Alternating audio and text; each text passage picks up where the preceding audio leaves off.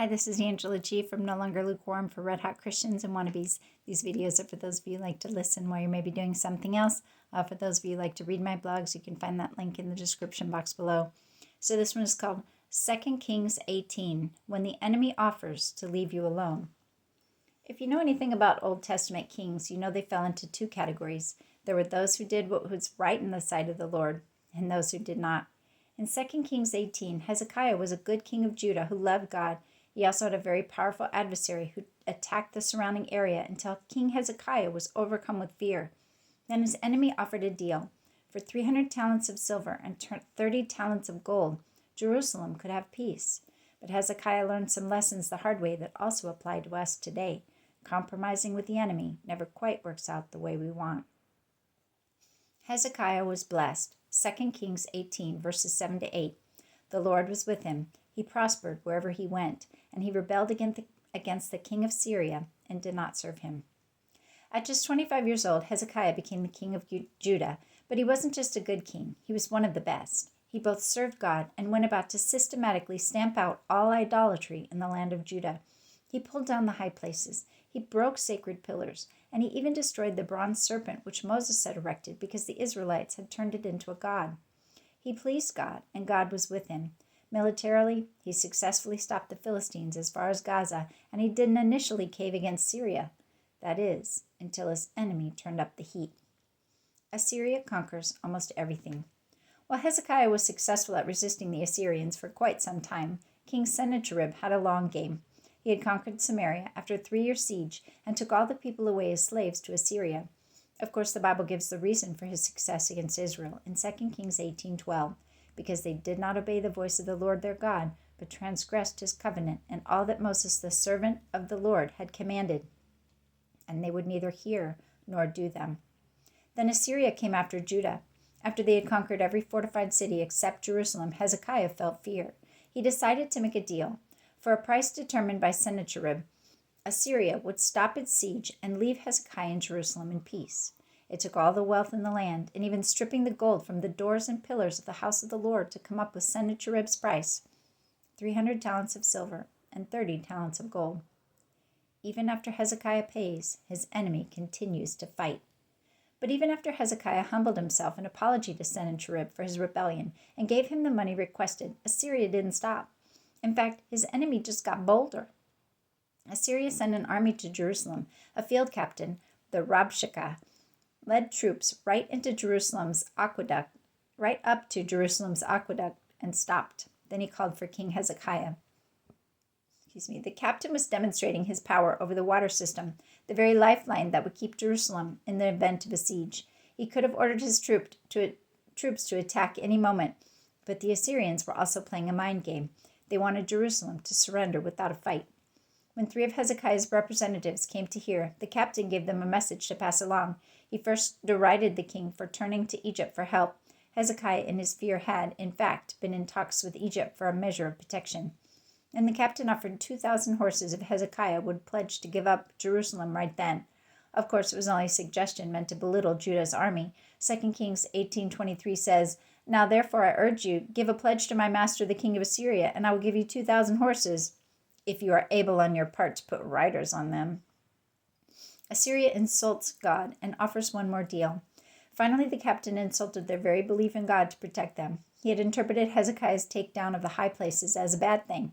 After all, Judah had now only one place to worship God instead of many. Surely, he reasoned, their God would not be pleased with less instead of more.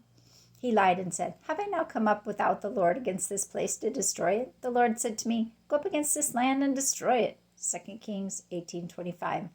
Then the captain spoke directly to the people in Hebrew, so that anyone who was near would hear. "Thus says the king, do not let Hezekiah deceive you, for he shall not be able to deliver you from his hand. Nor let Hezekiah make you trust in the Lord, saying, the Lord will surely deliver us. This city shall not be given into the hand of the king of Assyria." 2 Kings 18, verses 29 and 30. After speaking of the futility of a fight, the captain brought one more sweet deal. If the people would just agree to a surrender, there would be no fight that day. They would be allowed to stay peacefully in their lands until such time as the Assyrians came to take them away to a land like your own, a land of grain and new wine, a land of bread and vineyards, a land of olive groves and honey, that you may live and not die. 2 Kings 18:32. Yes, even his description of slavery was meant to entice. Hezekiah turns to the Lord. The 3 representatives obeyed King Hezekiah and did not answer a word to the Assyrian captain. Instead, they came back to their king with their clothes torn in mourning and told them everything the Rabshakeh had said. Then King Hezekiah did what he should have done from the beginning. He came to the house of the Lord and pleaded for help. Through the prophet Isaiah, God sent word the field captain who blasphemed and insulted God would hear a rumor and return to his land where he would die. In fact, God would take out the Assyrian armies too. 2 Kings 19:36 says, "And it came to pass on a certain night, the angel of the Lord went out and killed in the camp of the Assyrians 185,000. And when people arose early in the morning, there were corpses, all dead."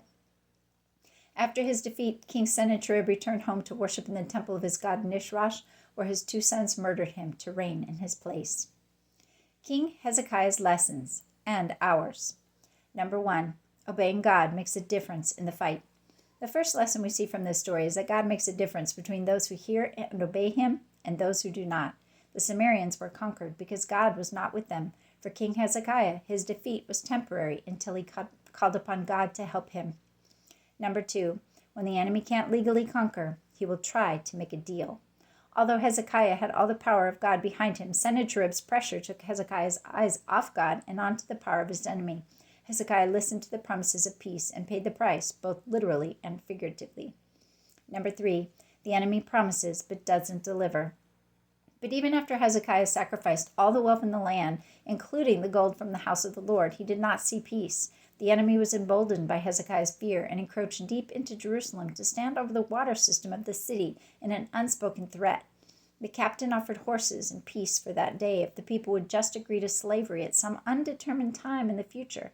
He even described the land of their bondage as a pleasant place where they could live and not die.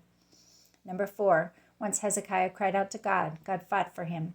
When Hezekiah turned to the Lord for help, God did not let him down. He brought vengeance on the people who would blaspheme his name and would seek to harm his people. The lessons for Christians of today.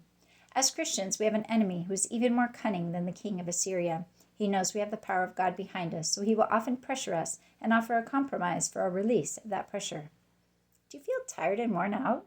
Just take a break from your Bible reading and prayer. Are your relationships strained and people can't relate to you at work? Just stop talking about God all the time. Do what everybody else does to fit in. Would you like the attacks of the enemy to stop? Just come to the bargaining table. I'm sure we can work out a deal. But the devil's promises are empty. The more you submit to them, the deeper into your territory he will come, and the more he will threaten and bribe. He will make even the bondage of sin look pleasant. He will promise immediate relief for an unspecified future surrender that will take you far away from where you want to be. But for those who belong to God and are actively seeking to serve him with our lives, the devil has only the power we give to him. If we would just cry out to God, he will fight for us. He will lay waste our enemies and comfort us in our fear.